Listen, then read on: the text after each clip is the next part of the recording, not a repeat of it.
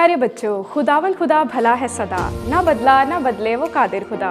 मैं हूँ आपकी होस्ट नायाब रज़ा और फिर से आपको एक नए एपिसोड में खुशामदीद कहती हूँ। आज भी हमारे पास मौका है कि हम मिलकर खुदा के कलाम में से बहुत सी चीज़ों को सीखें। तो चलें हमेशा की तरह अपने एपिसोड का आगाज़ दुआ से करते हैं। प्यारे आसमानी बाप, तेरी हमेशा रहने वाली मोहब्बत और शफ़क़त के लिए मैं तेरा शुक्र करती हूँ। आज के इस एपिसोड के वसीला से हम सबको बड़ी बरकत देना, यीशु मसीह के नाम में आमीन। प्यारे बच्चों, अब है एक्टिविटी टाइम। तो आप देखते हैं कि उस्मान भाई और बच्चे आज हमें कौन सी नई एक्टिविटी सिखाने वाले हैं। हेलो प्यारे बच्चों, उम्मीद करता हूं कि आप सब ठीक होंगे और आज मैं एक मरतबा फिर आप सब के लिए लाया हूं एक खूबसूरत सरगर्मी जिसका नाम है रॉक पेपर सीजर। तो चलिए सीखते हैं इस सरगर्मी को। प्यारे बच्चों, इस सरगर्मी को खेलने के लिए आपको अपने हाथ से कुछ निशानात बनाने हैं। पेपर के लिए आपको अपने हाथ को कुछ इस तरह से निशान बनाना है, जबकि रॉक के लिए अपनी मुट्ठी बंद करनी है और सीजर के लिए आपको अपने हाथ से सीजर का इशारा करना है। खेल के दौरान में जब आपके ओपोनेंट प्लेयर सीजर का निशान बनाता है तो आपको अपने आप को सेव करने के लिए रॉक का निशान बनाना है, जिससे आप विनर होंगे और ओपोनेंट पॉइंट लूज कर जाएगा। इसके बरक्स जब आप पेपर का निशान बनाते हैं और आपके ओपोनेंट ने रॉक का निशान बनाया है, तब आप अपने पॉइंट लूज कर जाएंगे और रॉक के निशान वाला प्लेयर जो है वो विन कर जाएगा। सो आपने अपने ओपोनेंट के ऊपर नजर रखनी है कि वो कौन सा निशान बना रहा है। बच्चों, क्या आप रेडी हैं? तो चलिए शुरू करते हैं अपनी सरगर्मी को। Rock paper scissor shoot. और ये टाई हो गया है, दोबारा से इसको खेलते हैं। Rock paper scissor shoot. दोबारा से टाई हो गया है। Rock paper scissor shoot. और ये पॉइंट गया है शाइना को और अभी मुकाबला होगा शाजेब और स्टीफनस में। रॉक पेपर सीजर शूट और इस मर्तबा स्टीफनस जो है वो पॉइंट ले गया है, तो दोनों टीम्स के पॉइंट इक्वल है। अभी एक और मुकाबला खेलेंगे और वो होगा सहरा और शाइना के दरमियान। तो आप रेडी हैं? Rock paper scissor shoot. दोनों में टाई हो गया है, दोबारा से खेलते हैं। Rock paper scissor shoot.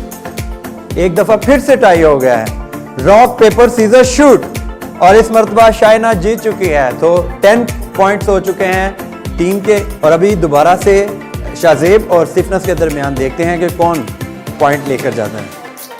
Rock paper scissor shoot और ये टाई हुआ है, दोबारा से करेंगे। रॉक पेपर सीजर शूट और इस मर्तबा स्टीफनस जो है वो पॉइंट ले गया है। एक मर्तबा फिर से सारा और शाइना के दरमियान देखते हैं। रॉक पेपर सीजर शूट और इस मर्तबा शाइना। और इस रॉक पेपर सीजर गेम में हमारी जो टीम है वो टीम ए विनर करार पाई है। मुझे उम्मीद है कि आपने इस सरगर्मी को खूब एंजॉय किया होगा। आप इस सरगर्मी को अपने घर में बहन भाइयों के साथ भी एंजॉय कर सकते हैं। God bless you all. थी ना ज़बरदस्त एक्टिविटी? जी बच्चों, अब वक्त है कि हम एक नया और बड़ा ही प्यारा गीत सीखें जिसमें अशाइल और समरना आप सब प्यारे बच्चों को गीत सिखाने में मदद करेंगे।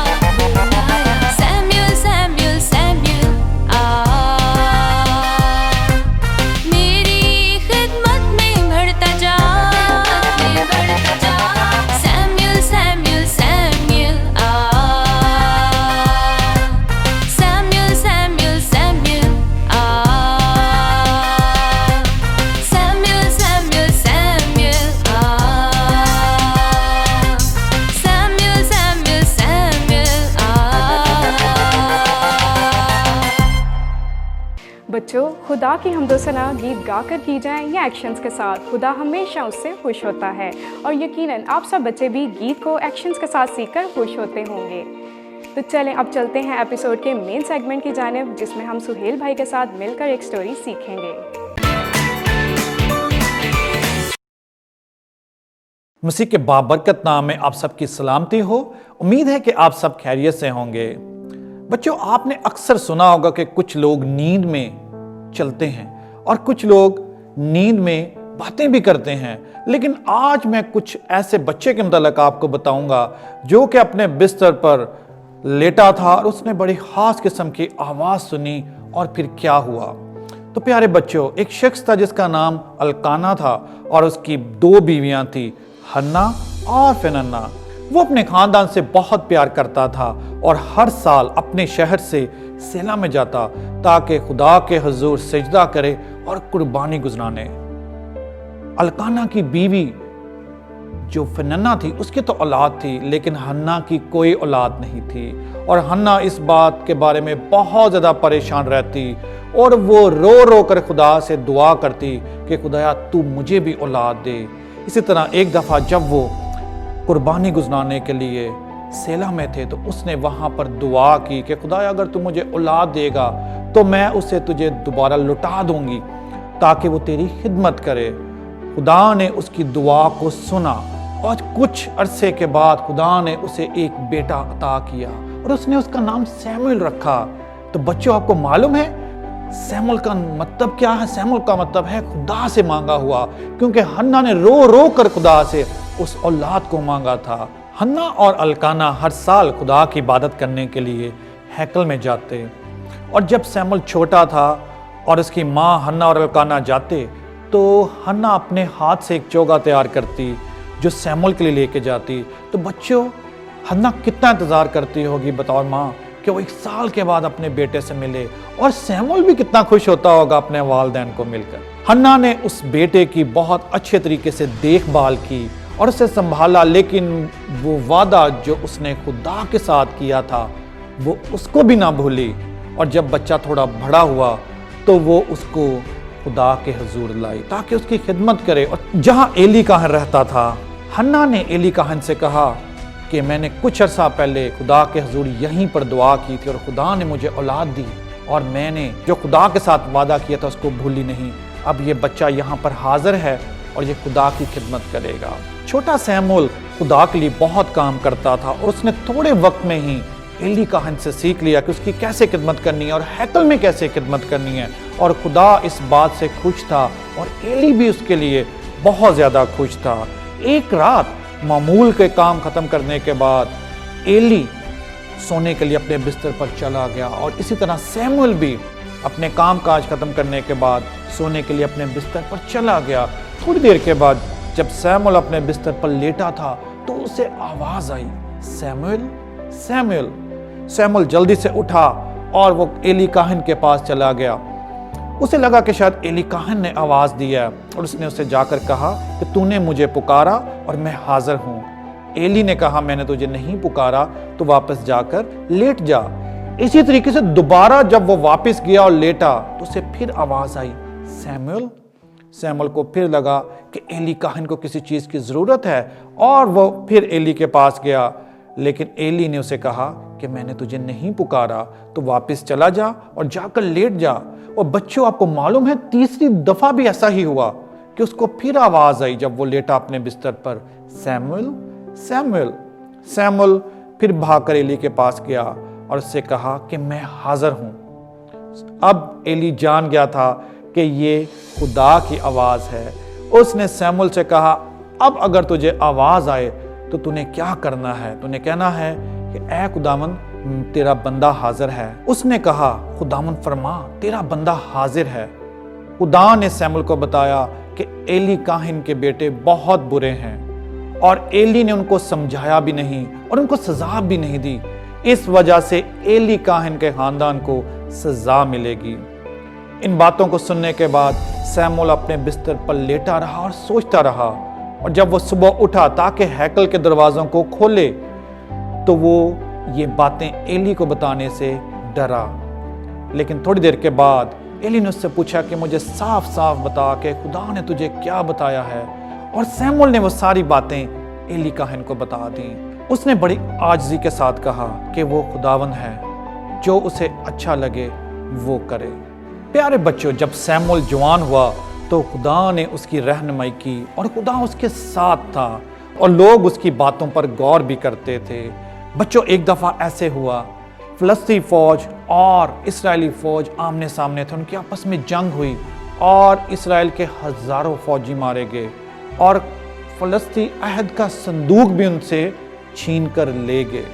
ये इस वजह से हुआ क्योंकि इस्राएली खुदा से दूर हो चुके थे और वो बुतों की पूजा करते थे। सैमुअल ने उनको समझाया कि अगर तुम अपने दिल से तौबा करो, अपने गुनाहों की माफ़ी मांगो और जिन बुतों की तुम पूजा करते हो उनको अपने आप से दूर कर दो, तो मैं तुम्हारे लिए खुदा से दुआ करूंगा।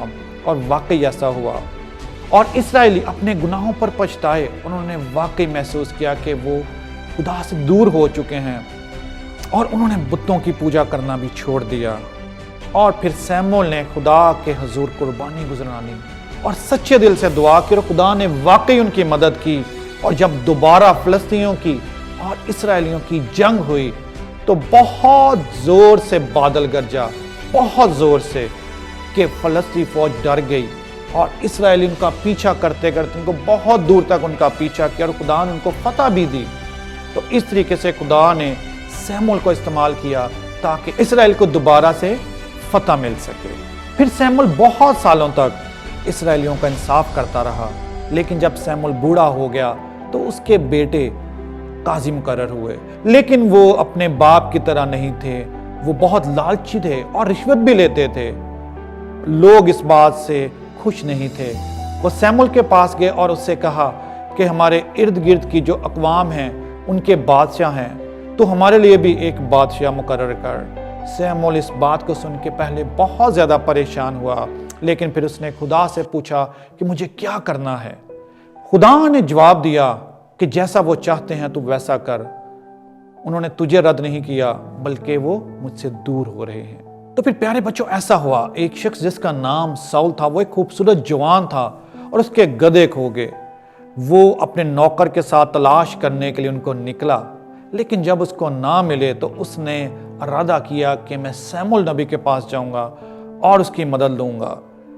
तो बच्चों, क्या आप जानते हैं, जब साउल सैमुअल की तरफ जा रहा था तो खुदा ने सैमुअल को आगाह किया कि ये वही शख्स है जो इस्राएलियों का बादशाह मुकर्रर किया जाएगा। सैमुअल ने इस्राएलियों को बता दिया कि जो बादशाह उन पर हुकूमत करेगा उसका तरीकाकार क्या होगा। वो उनकी फसलों और जायदादों में से भी हिस्सा लेगा। लेकिन फिर भी इस्राएलियों ने बादशाह का तकाजा किया। खुदा ने सैमुअल पर अयां किया कि साउल ही इस्राएल का बादशाह होगा। और फिर सैमुअल ने एक खास वक्त पर तेल की कुप्पी ली और साउल के सर पर उंडेल दी, और ये इस बात की अलामत थी कि वो बादशाह मुकर्रर होगा। लेकिन बच्चों, क्या आपको मालूम है कि साउल ने वो सब कुछ ना किया जो खुदा से चाहता था। साउल ने खुदा की नाफरमानी की और लोगों को खुश किया और खुदा को नाराज किया। कुछ अरसे के बाद खुदा ने सैमुअल पर यह अयां किया कि अब साउल इस्राएल का बादशाह नहीं रहेगा, बल्कि इसकी जगह पर कोई और बादशाह मुकर्रर किया जाएगा। और फिर इस तरीके से दाऊद, जो एक खूबसूरत नौजवान था, जो खुदा से प्यार करता था, उसकी खिदमत करता था, वो बादशाह होने के लिए मुकर्रर हुआ। बच्चों, सैमुअल बचपन से लेकर अपनी मौत तक खुदा का वफादार रहा।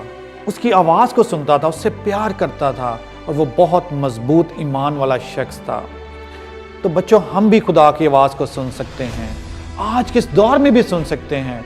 हम भी खुदा के कलाम को पढ़ें, समझें, उस पर अमल करें और दुआ में हम खुदा की आवाज़ को सुन सकते हैं। खुदा का पाक कलाम पढ़ के हम उसकी आवाज़ को सुन सकते हैं और हमेशा उसके साथ वफादार रहे, ताकि खुदा आपको अपनी बरक़ात से नवाजता रहे। God bless you all. Thank you. बच्चों, स्टोरी तो बहुत इन्फॉर्मेटिव थी और यकीनन आप सब बच्चों ने इस स्टोरी को बहुत ही गौर से सुना होगा।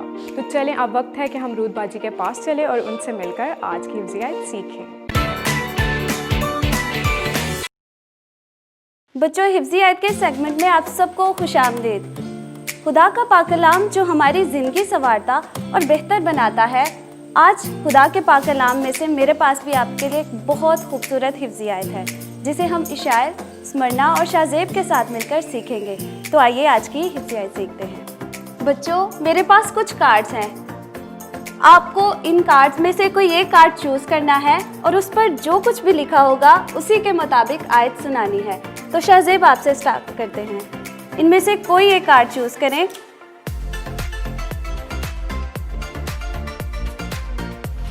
तो कार्ड पे क्या लिखा हुआ है?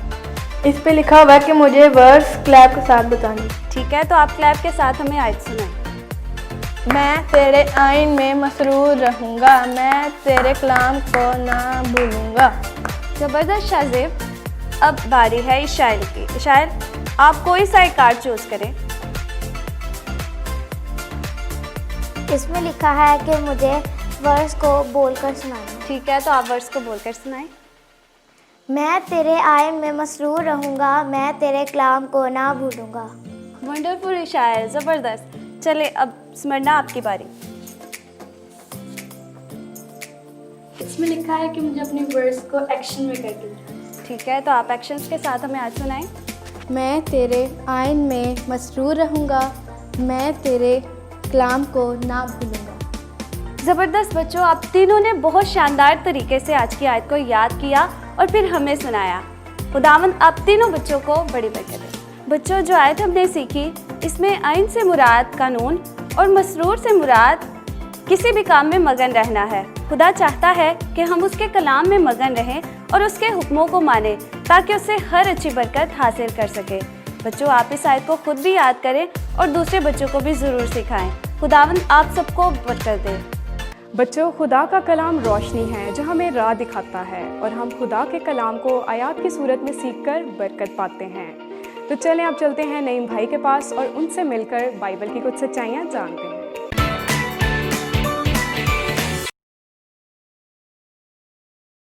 जी तो प्यारे बच्चों, मुझे उम्मीद है कि आप सब बच्चों ने बाइबल की स्टोरी बड़े अच्छे तरीके से सुनी होगी। मेरे पास आप सब बच्चों के लिए कुछ बाइबल की सच्चाइयां मौजूद हैं और मैं चाहता हूं कि वो मैं आपको बताऊं ताकि आप उन्हें खुद भी याद रखें और अपने दोस्तों के साथ भी शेयर कर सकें। सैमुएल के बारे में बाइबल मुकद्दस में से जो पहली सच्चाई है कि सैमुएल के नाम का मतलब है खुदा से मांगा हुआ। सैमुएल के बारे में दूसरी सच्चाई बाइबल मुकद्दस में से कि सैमुएल को मर्दे दुआ भी कहा जाता है। तीसरी सच्चाई जो मैं चाहता हूं कि आप सबको बता सकूं, सैमुएल बनी इस्राएल का आखिरी काजी भी था। चौथी और आखिरी सच्चाई बाइबल मुकद्दस में से कि सैमुएल वो नबी था जिसने बनी इस्राएल के पहले 2 बादशाहों को मसा किया, यानी साउल और दाऊद को। मुझे उम्मीद है कि आप सब बच्चों ने ये सच्चाइयां बड़े गौर से सुनी होंगी। अब आप सब बच्चे इन सच्चाइयों को खुद भी याद रखें, अपने दिल में रखें और दूसरे बच्चों के साथ, दोस्तों के साथ भी इनको शेयर करें। खुदावंद आप सबको बड़ी बरकत दे। Thank you. बच्चों, खुदा जिस तरह अपने बंदा सैमुअल से कलाम करता था, आज वो हमसे भी कलाम करना चाहता है। खुदा हमसे बाइबल मुकद्दस के ज़रिए से कलाम करता है या फिर हमारे अंदर मौजूद रूल कुद्दस के ज़रिए से हमसे कलाम करना चाहता है। इसीलिए हमें चाहिए कि हम हर रोज़ खुदा का कलाम पढ़ें ताकि वो हमारी ज़िंदगी के लिए रहनुमाई और हौसला अफजाई का ज़रिया बन सके और हम खुदा की पहचान और प्यार में बढ़ते चले जाएं। आइए दुआ करें। प्यारे आसमानी बाप, मैं तेरा शुक्र करती हूँ कि तू अपने कलाम के वसीला से हर रोज़ हमसे बात करता है। हमारी मदद करके हम हर रोज़ तेरा कलाम पढ़ें और उस पर अमल कर सकें। यीशु मसीह के नाम में आमीन। प्यारे बच्चों, मेरा ईमान है कि आप उम्मीद के इस चैनल के ज़रिए से बहुत कुछ सीख रहे हैं और दूसरों को बता रहे हैं। आपके इस प्यार और भरपूर अटेंशन के लिए हम आपके शुक्रगुजार हैं। आज के एपिसोड से इजाज़त चाहती हूँ। मिलेंगे अगले हफ्ते एक नए एपिसोड के साथ। तब तक के लिए अपना बहुत सा ख्याल रखें और जाते जाते इस एपिसोड को लाइक, शेयर और कमेंट करना ना भूलिएगा। खुदा हाफिज़।